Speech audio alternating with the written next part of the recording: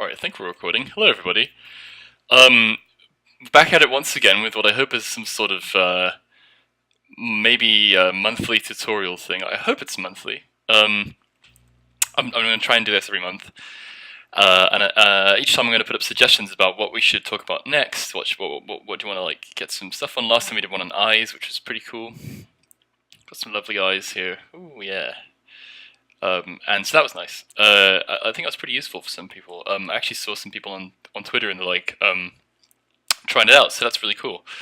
But today, I actually want to talk about something a little more theoretical that I think I can talk about pretty quickly, and that is verisimilitude. Now, oh geez, I might even misspell this here. I think it's one L. And I always miss this I here. Verisimilitude. What is verisimilitude with regards to art? Well, it's kind of like realism. But it doesn't really mean realism. It doesn't mean like realism as in like, super realistic Apple versus cartoony Apple or what have you. Or I'm not gonna, if I paint something out, it's not going to be. It's not really that. What it means is the appearance of realism of a real object. Something is believable and real, and it comes off as real, even if it's sort of symbolic in form. What am I talking about? Well, let's actually put this in very concrete uh, sort of. Man, I'm going to start ranting here any second.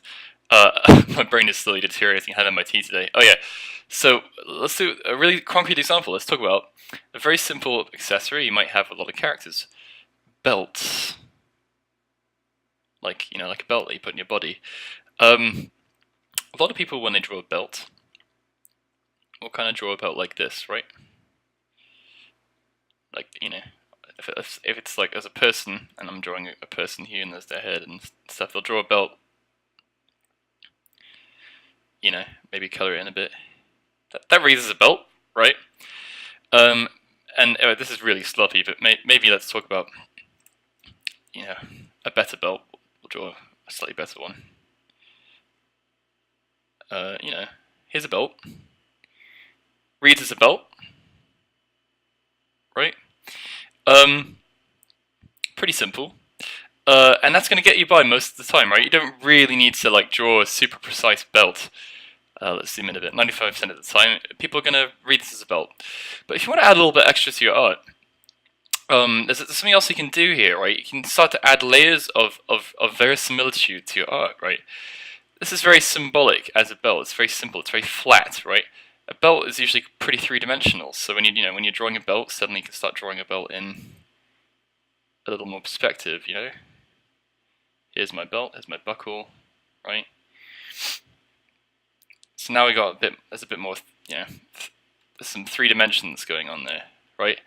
But even more than that, you can start thinking about a belt not just as a flat thing, but as a three-dimensional object. For example, I have some belts. Let's have a look. I got some Google images. It's just Google images, first phase of belts. Let's have a look at these belts, right? What's some interesting things about these belts? Symbolically, a belt just looks like a belt. I'm going to say the word belt a lot. It's going to drive me crazy. Here's our very symbolic belt. Really, what's happening with our belt, as you can see, is we have a long strip of leather, and one end's got holes in it, and one end's got sort of a tie and a buckle. And this little guy here that goes through one of these holes to hold the buckle, and then usually there's a loop to stick the end in, right through here. We're actually missing that loop. You can also see the buckle is held in here there's a bit of a loop in the leather, right? So if I'm drawing it as a three-dimensional object, there's actually a loop in the leather that holds the buckle in. You see, and the leather itself is not flat. It's not a two-dimensional object. It's a three-dimensional object. See, this belt has thickness. Do you see that? Right? See this? It's got thickness to it. The loop here has got thickness to it. You see? It's actually got a bit of an edge. There's stitching, right? because the leather is tied together. It's two pieces of leather tied together, and both these have stitching. This one has stitching. This one's actually a different material. I don't know if you guys can see it, but it's actually sort of a cloth. This belt and this belt and this belt all have they have four different styles of clasp, right? Of buckle. This one's got like this really, I think this is probably some sort of designer thing, but you can see this got a weird belt. This one's got just a clip-on buckle, right? All different things. So if we want to add more realism to our belts, we're not just going to draw the belt as a flat object, but you might draw the belt on your person as a three-dimensional, I mean, even on a person here, right? Let's just draw a little torso in. You might draw the belt as having 3 dimensions, right? As having thickness, as having an actual feature, right? Let's not just draw the buckle in, let's actually draw the loop for the buckle. Here, this is going to look very chunky, right? Let's draw it in properly. Let's make sure this looks like a 3D object, right? We got this guy, goes through. And actually, obviously, honestly, if this is in here, that's gonna, the other part of the belt's gonna loop around this way. And we're gonna add thickness there, right?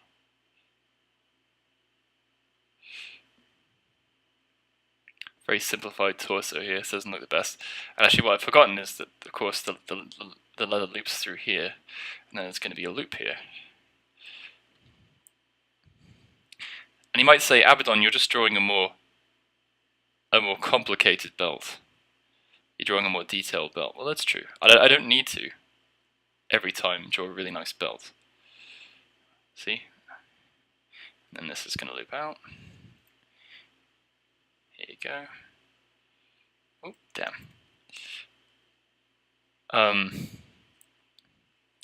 Here's the holes, right? This is not the best, and let's add some stitching, because of course we saw that the other one has stitching. A lot of times this comes from observation, right? You're just looking at things. This is not the most detailed piece of work here, and it's a bit off, but you can see, this looks like a three-dimensional object. This looks like a real belt, more or less. The buckle's a bit weird, but you know, you get the idea. Let's shorten the buckle a bit. You get the idea, right? Like we're paying attention. Yeah, you see, I've screwed it up so that that little thing, this guy, you know, let's get some red so you can see my cursor more easily. This guy actually layers over the top there. See, I forgot that. Right. Let's add a bit of thickness to our loop here. So you see, I'm not just drawing. I'm still drawing a symbolic belt here, but I'm drawing it with a bit more realism, a bit more three-dimensionality. This looks like a meaty, real three-dimensional object. This looks very flat, right? Do you see the difference between the two, between A, B, and C? All three of them, you know, well, let's do even a D, A, B, C, D, right? All these kind of readers' belts, but this one is much more like aesthetically pleasing, so to speak. We're not going to draw this complicated of a belt every time, but you can introduce that. You can actually, you know, you can. And I'm sorry, I'm using belts here. You can just draw a really quick belt, but still like add a bit of top thickness to it, right? And you know, make sure that the belt and the buckle are in the right place and that it's drawn properly, and you can see how it kind of layers over itself, and that actually will help out a lot. See, this is actually a much quicker belt with not a lot of detail, but it still reads a lot nicer than this guy, right? Because we're paying attention to little things that make a belt look realistic. It's kind of a weird example, but you think about it with lots of other things, right? Pay attention to that, right? If you're drawing a t-shirt, for example, this all sounds so like facetious in context. You know, the t-shirt's got kind of hanging folds here, and if you look at how a t-shirt really works, there's kind of a fold like this on the corner.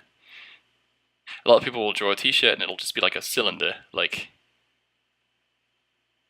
this, you know, like they'll draw like a t-shirt, or draw a t-shirt like this, and then they'll kind of wing some things. But actually what happens is the cloth actually hangs down here. And I only know this because, again, I've studied, you know, certain stuff like this, and adding little details like this on your shirts, and the thickness of your belt and the buckles on your belt and stuff, that'll add to the verisimilitude of your art. Just try and pay attention to little details. Study real objects, right? Go to Google Images. You can find anything in Google Images. It's the easiest artistic reference in the world, but probably not the best. Look at real objects. Look at what makes them real. What's the actual shape? What's the object here? What are the actual details of this, right? How is it all put together? How does it fit together in reality? Because doing that will actually help your art out. And you can even do it with fantastic things. So finally, to sort of round my point off here, I was kind of trying to keep this short. I'm going to go to this mech that I did for Lancer, right? This is the Blackbeard. He's quite a large boy. And obviously this is not a real thing, right? It's not like a real... I'm not going to climb in my Lancer mech in real life, which would be cool as hell, but I can't do it. So what's the deal here? What am I talking about? Well, you can clearly see, right, on a Blackbeard's limbs, there's three-dimensionality. There's an underlying structure here. There's this black underlying structure. And this tan part here is like the armor that goes on top, you see? Because I looked at things like tanks, and that's kind of the similar thing for tanks. They have an armor up and they have an understructure. You know, over here, where does the pilot go? That's where the pilot is, right? This is clearly a hatch.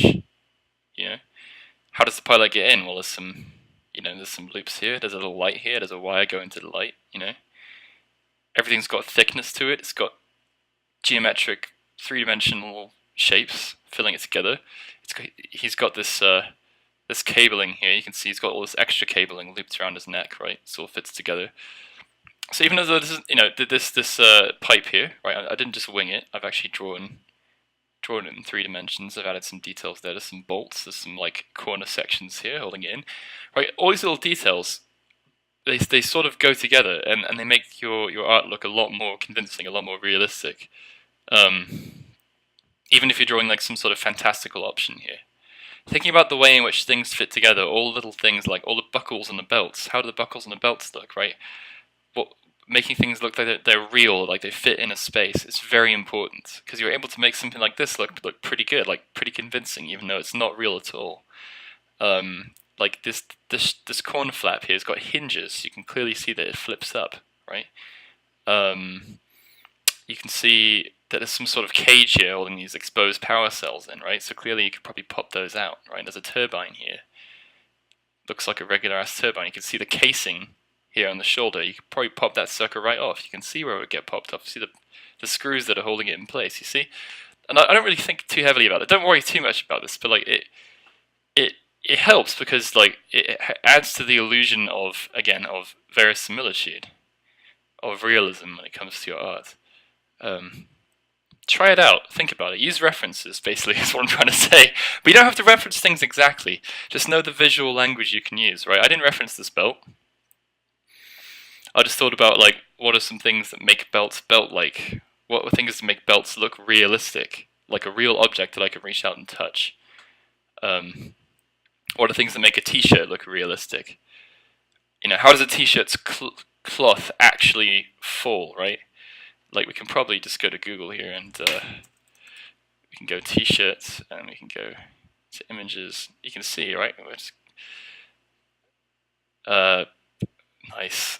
But you can see, oh my god. You can see, like, see the way in which t-shirts fall here, right? For example.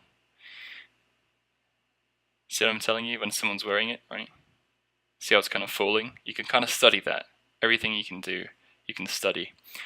Anyway, check it out, guys. Try it out for yourself. Maybe draw some belts or something, or just think about it when you're doing it. I mean, it's kind of a not really super practical, but you know, give it a shot. Give it a shot. Think about your art critically, and try to add more of this, more realism to your art, and it'll make things look a lot better. This is why I'm always adding like stuff like that to people's costumes. Maybe I'll do an example with stuff in my comic at some point in the future. Anyway, let me know what you think. Let me know what else I can do for you guys for a quick tutorial in the future. I might do some more like sort of more specific tutorials on clothing or faces or things like that. That could be really useful for people. Yeah, let me know. Just comment. Let me know what we can do next because I'd love to do one of these a month. All right, cheers.